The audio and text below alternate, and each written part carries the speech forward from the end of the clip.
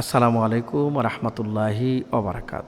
আমরা ভুলেও যে পাঁচটি কথা স্বামীকে কখনো বলবো না।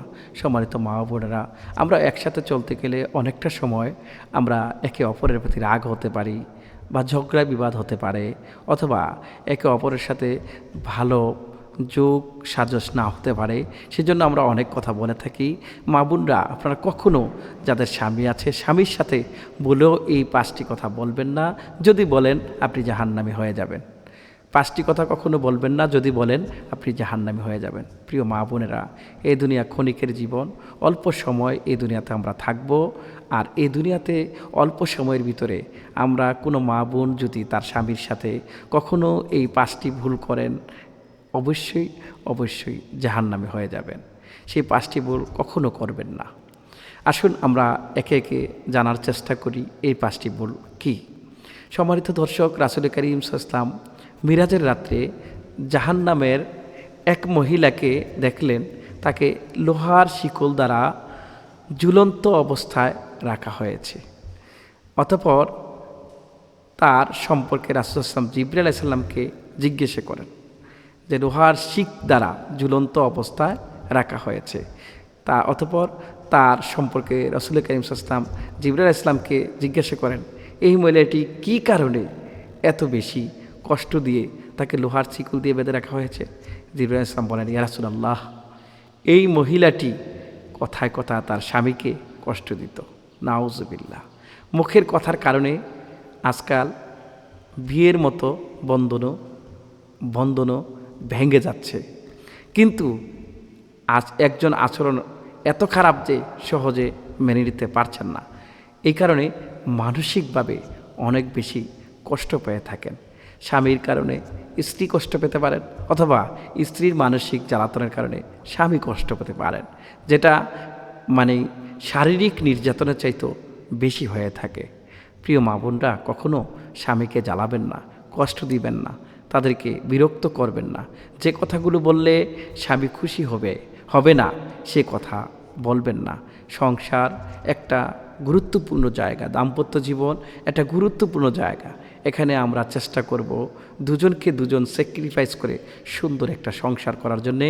অল্প কয়েকদিনের এই দুনিয়া আমরা যেন সঠিকভাবে সংসার করে আল্লাহ সুবহানাহু ওয়া তাআলার আখিরাতে আমরা যেন সঠিকভাবে জান্নাতি হতে পারি, সেই চেষ্টা আমাদের করা লাগবে।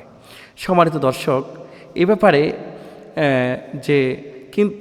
ব্যাপারে আমাদেরকে যে পাঁচটি কাজ কখনো করা যাবে না, সেগুলো আমি একে একে বলছি। প্রথমে, স্বামীর অর্থনৈতিক ব্যাপারে কথা চলবে না। অর্থনৈতিক ব্যাপারে কখনো কথা চলবে না। কেন? অর্থনৈতিক বিষয়টা সকলের একরকম হয় না। কারো অর্থনৈতিক অবস্থা ভালো, কেউ ভালো চাকরি পায়, কেউ ভালো কিছু করতে পারে, কেউ ভালো কিছু করতে পারে না।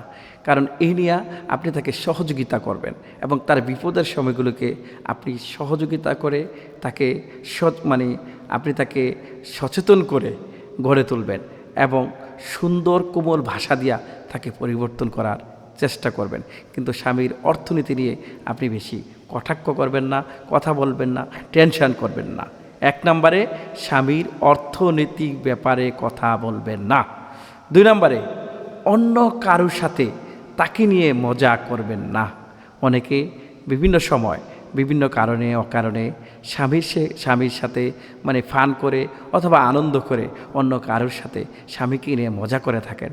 এটা ভুলেও করবেন না, এত করে আপনার স্বামী কষ্ট পাবে।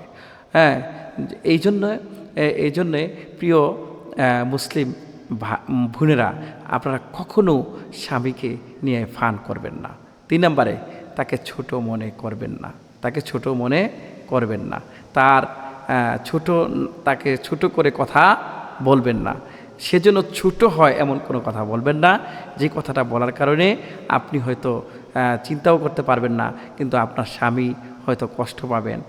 পরবর্তীতে তিনি হয়তো আপনার কাছে বলবেন না, কিন্তু মানসিকভাবে তিনি কষ্ট পাবেন। এই কষ্ট তাকে দেয়া যাবে না। 4 নম্বরে, স্বামীর কাজ নিয়ে কটাক্ষ করবেন না। অনেকে আছেন যে স্বামী ছোট্ট কাজ করে, স্বামীর কাজ নিয়ে বিভিন্ন ধরনের কথা বলেন, যে সে তো এই কাজটা না করে ভালো কাজ করতে পারতো, তার এটা করা দরকার নাই, ওটা করবে, এরকম বিভিন্ন আপনার অসন্তুষ্টি থাকতে পারে, কিন্তু তা আপনি কখনো করবেন না। 5 নম্বরে সব ব্যাপারে অভিযোগ করা। বাজার থেকে কিছু মাছ কিনে নিয়ে আসলো, এগুলো ভালো হয় নাই, এটা হয় নাই, ওইটা হয় নাই। কিছু কিছু মা বোনদের এমন আচরণ, সব সময় একই মানে শুধু অভিযোগ, শুধু অভিযোগ, মায়ের অভিযোগ, ভাইয়ের অভিযোগ, বাবার অভিযোগ, সব অভিযোগ তার কাছে পেশ করা হয়। সারাদিন সে পরিশ্রম করে, মাঠে ঘাটে চাকরিতে পরিশ্রম করে আসার পর একজন কোমলমতী মহিলার কাছে সে একটু শান্তি পেতে চাইবে, তার কোমল স্পর্শ পেতে চাইবে, ভালো আচরণ পেতে চাইবে, কিন্তু অনেক সময় তার প্রতি ভালো আচরণ করা হয় নাই। এই জন্যে সব ব্যাপারে অভিযোগ করবেন না। 6 নম্বরে ছোট বড় 5 নম্বরে ছোট বড় সকল ব্যাপারে দোষারোপ না করা। আমরা অনেকের অভ্যাস হলো একজন আরেকজনকে দোষারোপ করা। এই দোষারোপ করা থেকে আমাদেরকে হেফাজত করা থাকা লাগবে, কখনো তাকে দোষারোপ করা যাবে না কোনো কাজে। এই জন্যে হজরত নবী করিম সাল্লাল্লাহু আলাইহি ওয়াসাল্লাম বলেন যে হাদিস শরীফে এসেছে যে মহিলার স্বামী তার স্ত্রীর প্রতি খুশি থাকবে সে জান্নাতে বসবাস করবে। সুবহানাল্লাহ, তিরমিজি শরীফের হাদিস। অর্থাৎ যে মহিলার স্বামী তার স্ত্রীর প্রতি খুশি থাকবে সে জান্নাতে বসবাস করবে। আবার যে স্বামী তার স্ত্রীর প্রতি খুশি থাকবে এবং সেই যে স্ত্রী স্বামীর প্রতি খুশি থাকবে সে জান্নাতি হবে। সুতরাং এই খেয়াল রাখা লাগবে। একজন নেককার পরহেজগার স্ত্রী অনেক দামি এই পৃথিবীতে। প্রিয় মা বোনরা, আপনি নেককার হতে চাইবেন, পরহেজগার হওয়ার চেষ্টা করবেন। কেউ কেউ আছেন সাংসারিক, শারীরিক, মানসিক সব চাহিদা পূরণ করার পরেও শান্তি মিলে না, অন্য নারীর সাথে পরকীয়া করে। অনেক পুরুষ আছেন যারা মানে সব কিছু করার পরেও, স্ত্রী ভালো থাকার পরেও অনেক পুরুষ আছে পরকীয়া করেন। এই পরকীয়া কখনো করবেন না, পরকীয়া করা ঠিক হবে না। আর এই পরকীয়া করাটা একটা জেনার শামিল।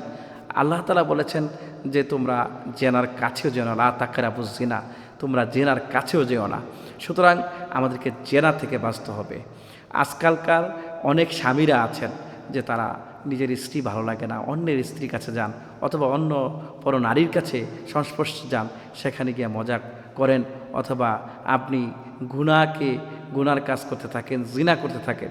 এগুলো কখনো করবেন না। প্রিয় ভাইয়েরা, এই পৃথিবী অল্প সময় আমরা এই পৃথিবীতে কাটাবো, এই দুনিয়া কিছুই না। আখিরাতে আমাদেরকে দীর্ঘস্থায়ী সময় থাকতে হবে।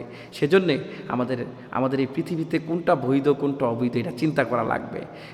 অবৈধভাবে আপনি মজা নিতে যাবেন না, এটার ফল কিন্তু অত্যন্ত খারাপ, অত্যন্ত খারাপ, অত্যন্ত খারাপ। আপনি অবৈধ পরকীয়ার কারণে আপনার ঘরটাই আপনার জন্য জাহান্নামী হয়ে যাবে।